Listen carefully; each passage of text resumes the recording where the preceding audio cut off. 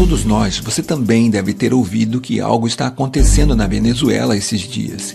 E como sempre acontece nesses casos, somos inundados por notícias da grande mídia com seus próprios interesses. A começar com os mesmos refrões, com os conceitos criados para nos dar medo e não para nos informar. Surgem rapidamente palavras como repressão, ditadura, censura. Mas, como já estamos acostumados, os interesses de oligarquias, dos banqueiros, do Império Norte-Americano estão por trás dessas notícias. Vamos tentar fazer uma leitura mais profunda e entender o que realmente está acontecendo na Venezuela. É muito importante dar uma olhada na geopolítica. A primeira coisa que temos para saber é que a Venezuela tem as maiores reservas de petróleo conhecidas no mundo. Mas vamos entender melhor o que está acontecendo na Venezuela se dermos uma olhada para o seu vizinho do norte, para os Estados Unidos.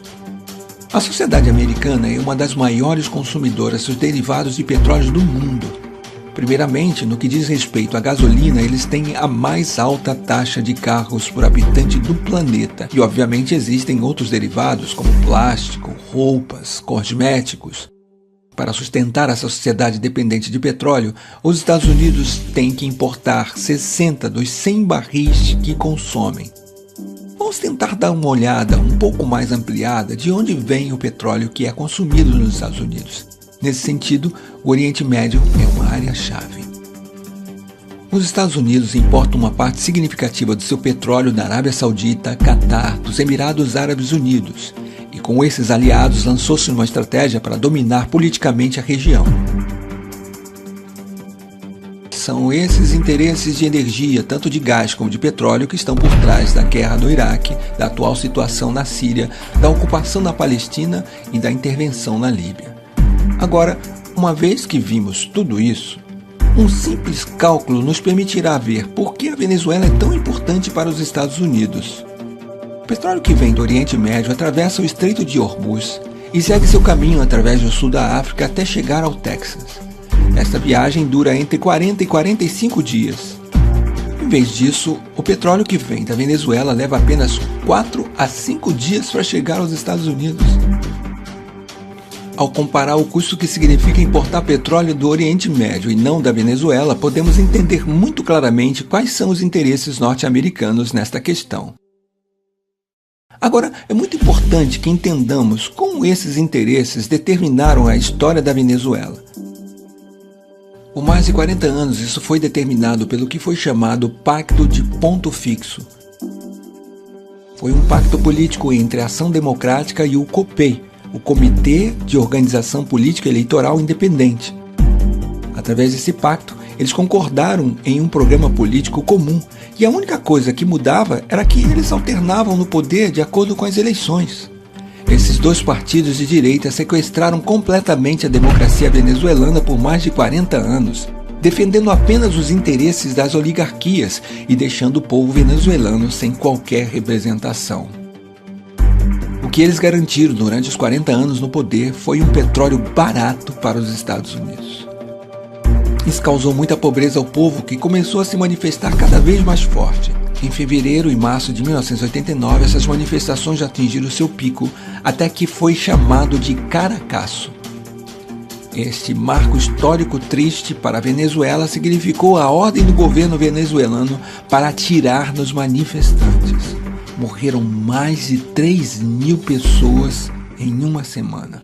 Entre os comandantes militares que se recusaram a atirar nos manifestantes durante o Caracaço se encontrava um muito particular, o comandante Hugo Chávez Frías. Logo depois que tentaram derrubar este regime assassino da oligarquia através de uma rebelião militar que não funcionou, o comandante Chávez se candidatou às eleições e foi assim que ele foi eleito, em 1998, presidente da República da Venezuela. O governo do comandante Chávez significou uma mudança histórica para os venezuelanos e venezuelanas. Primeiro de tudo, por causa do enorme fortalecimento da democracia no país. Começou reformulando de forma democrática todas as instituições do Estado através de uma Assembleia Constituinte. Nos 15 anos que levaram a Revolução Bolivariana, foi dada a cifra incrível de 19 eleições, das quais 18 foram vencidas pelo processo revolucionário. Esse processo de democracia representativa permanente também foi completado por um fortalecimento da democracia participativa na Venezuela. Os avanços resultantes das políticas sociais também têm sido muito importantes. A pobreza passou de 54,2% em 95 para 23,9% em 2012. A mortalidade infantil diminuiu em 50%. A saúde e a seguridade social somam atualmente 21% do orçamento do Estado venezuelano. As matrículas universitárias foi de 800 mil para 2.600.000 atualmente, e a Venezuela conta com 75 universidades públicas. Já foi erradicado o analfabetismo em todo o país.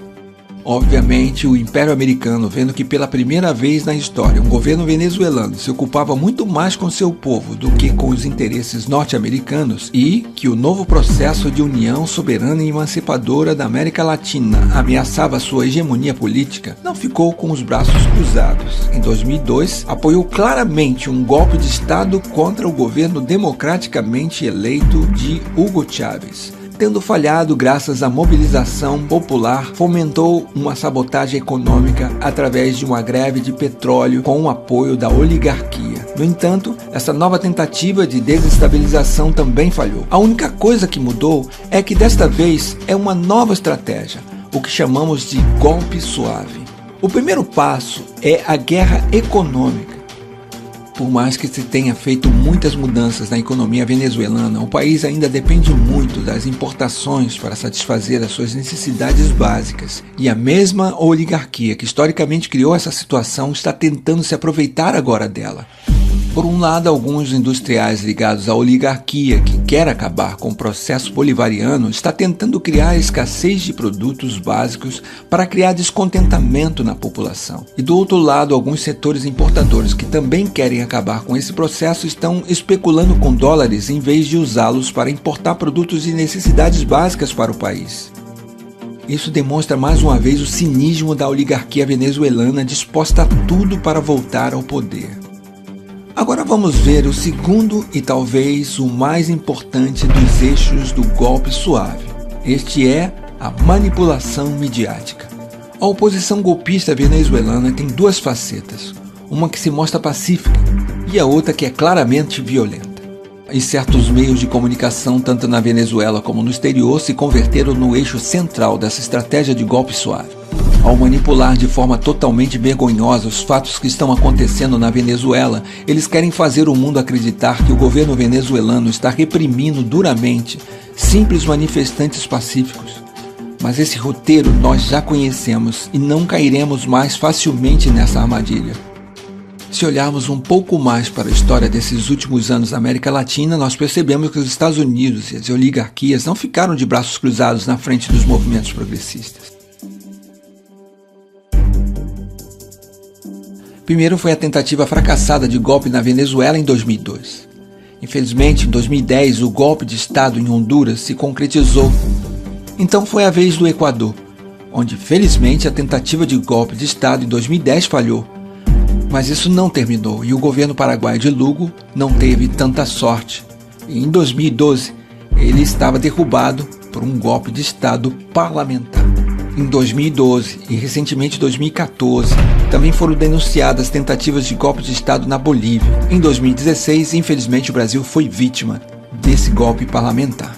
Desta vez, na Venezuela, a história está tentando se repetir, mas o povo de lá não vai permitir. O povo latino-americano tem aprendido muito com o passado, por isso não vai mais deixar o Império Norte-Americano e as oligarquias locais conseguirem tirar o processo de mudança em que se encontram.